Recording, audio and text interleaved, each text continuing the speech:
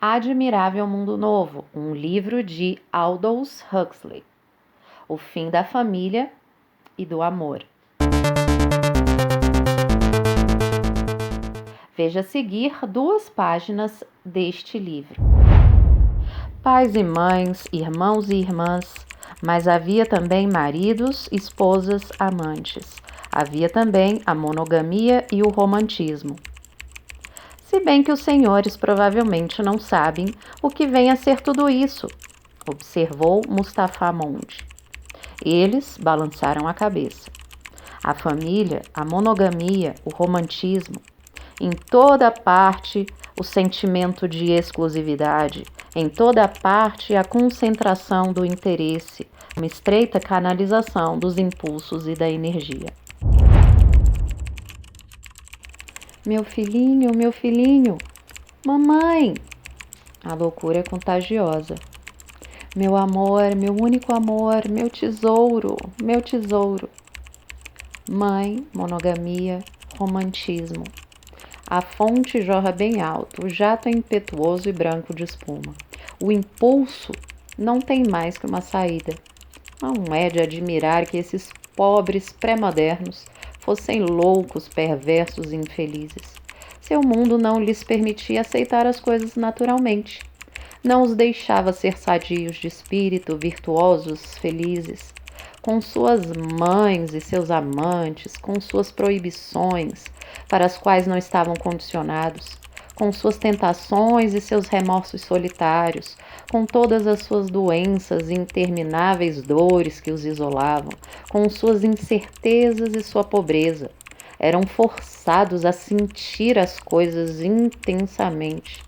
E sentindo-as intensamente e além disso, em solidão, no isolamento irremediavelmente individual. Como poderiam ter estabilidade? Naturalmente, não é preciso que você o deixe. Basta arranjar outro. De tempos em tempos, eis tudo. Ele tem outras mulheres, não é? Lenina reconheceu que sim. É claro, pode-se confiar que Henry Foster se portará como um perfeito cavalheiro, sempre correto.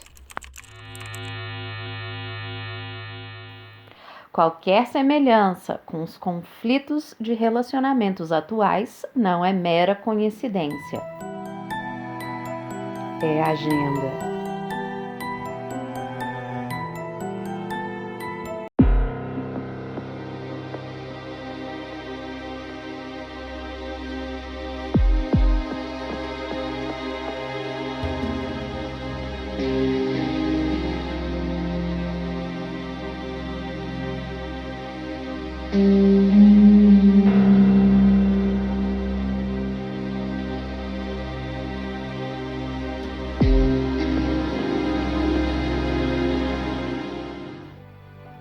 Um clássico moderno, o romance distópico de Aldous Huxley, é incontornável para quem procura um dos exemplos mais marcantes da tematização de estados autoritários ao lado do livro 1984 de George Orwell. Ele mostra uma sociedade inteiramente organizada segundo princípios científicos, na qual a mera menção das antiquadas palavras pai e mãe produzem repugnância. Um mundo de pessoas programadas em laboratório e adestradas para cumprir seu papel numa sociedade de castas biologicamente definidas já no nascimento. Um mundo no qual a literatura, a música e o cinema só têm a função de solidificar o espírito de conformismo. Não há vontade livre, nem mobilidade entre as castas, e impera a estabilidade social. A produção em série do ser humano, de modo que, a partir da fecundação de um único óvulo, sejam originados 96 gêmeos.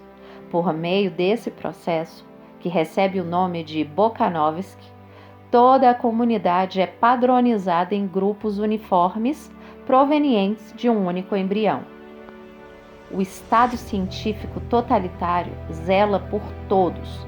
Nascidos de proveta, os seres humanos pré-condicionados têm comportamentos pré-estabelecidos e ocupam lugares pré-determinados na sociedade. Os alfa no topo da pirâmide e os ys na base. Uma droga psicotrópica especial chamada soma é universalmente distribuída em doses convenientes para os usuários. O objetivo do seu consumo é a não expressão de emoções, sentimentos e a sensação imediata de bem-estar proporcionada aos indivíduos. Família, monogamia, privacidade e pensamento criativo constituem crime. Relacionamentos emocionais intensos ou prolongados são proibidos e considerados anormais. As relações deveriam ser extremamente impessoais. A promiscuidade e o não compromisso é moralmente obrigatório. Na sociedade do admirável mundo novo, a família foi abolida e não há espaço para os sentimentos, os quais são vistos como verdadeiras obscenidades. A obra trata de uma civilização escravizada pela máquina e dominada pela tecnologia. Não existe paixão nem religião. Em Admirável Mundo Novo, as mulheres que não eram estéreis deveriam seguir regularmente o treinamento denominado malthusiano. Esse consistia na administração maciça de anticoncepcionais devido à promiscuidade da vida sexual dos indivíduos nessa sociedade. O governo estimulava o relacionamento sexual indiscriminado, mas sempre respeitando a casta a que pertenciam. As crianças, inclusive, tinham aulas de educação sexual desde os primeiros anos. O objetivo dessa postura era treinar o desapego a outra pessoa e evitar o início de relações íntimas envolvendo sentimentos, estes sim, considerados obscenos.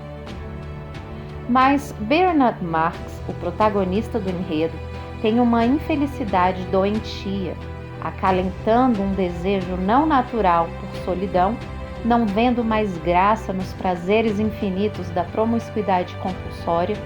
Bernard quer se libertar. Uma visita a um dos poucos remanescentes da reserva selvagem, onde a vida antiga, imperfeita, subsiste, pode ser um caminho para curá-lo. Essa obra, então, é uma tentativa de previsão de um futuro dominado pela expressividade da ideia de progresso implementada pela produção em série, quase integralmente pelas técnicas e pelo saber científico, que resulta em uma sociedade absolutamente mecânica, autoritária e desumanizada. A civilização não tem nenhuma necessidade de nobreza ou de heroísmo. Toma-se o maior cuidado em evitar amores extremados, seja por quem for. Não há nada que se assemelhe a obrigações de fidelidade antagônicas. Todos são condicionados de tal modo que ninguém pode deixar de fazer o que deve. E se alguma vez, por algum acaso infeliz, ocorrer qualquer coisa desagradável, bem, então há o soma, que permite uma fuga da realidade. Hoje, tomam-se 2 ou 3 comprimidos de meia grama e pronto. Todos podem ser virtuosos agora.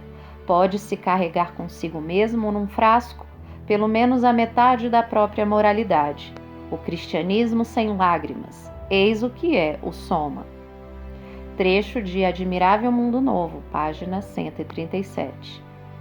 Huxley afirma, no prefácio de seu livro, que as pessoas que governam o Admirável Mundo Novo podem não ser sensatas, no sentido que se pode chamar absoluto da palavra, mas não são loucas, e seu fim não é a anarquia, e sim a estabilidade social. É para realizar a estabilidade social que levam a cabo, por meios científicos, a última e pessoal revolução realmente revolucionária. Huxley, 1980, página 16. Ao lado do livro 1984, que criticava acidamente os governos totalitários de esquerda e de direita, o terror do stalinismo e a barbárie do nazifascismo, em Huxley, o objeto é a sociedade capitalista industrial e tecnológica, na qual a racionalidade se tornou a nova religião. A ciência é o novo ídolo, um mundo no qual a experiência do sujeito não parece mais fazer nenhum sentido, e no qual a obra de Shakespeare adquire tons revolucionários. Entretanto, o moderno clássico de Huxley não é um mero exercício de futurismo ou de ficção científica. Trata-se, que é mais grave, de um olhar agudo acerca das potencialidades autoritárias do próprio mundo em que vivemos. Sobre o autor. Aldous Leonard Huxley nasceu em 1894 em uma família de classe média alta inglesa e teve uma educação privilegiada. Desde criança, destacava-se como menino prodígio. Morreu em 1963, vítima de câncer na garganta, tendo publicado seu último livro em 1962, cujo título é A Ilha. Neto de Thomas H. Huxley, médico e zoólogo de renome e grande defensor da teoria evolucionista de Charles Darwin, e irmão mais novo de Julian Huxley, também biólogo, Aldous sempre esteve cercado pela ciência, chegando até mesmo a trabalhar com pesquisa científica.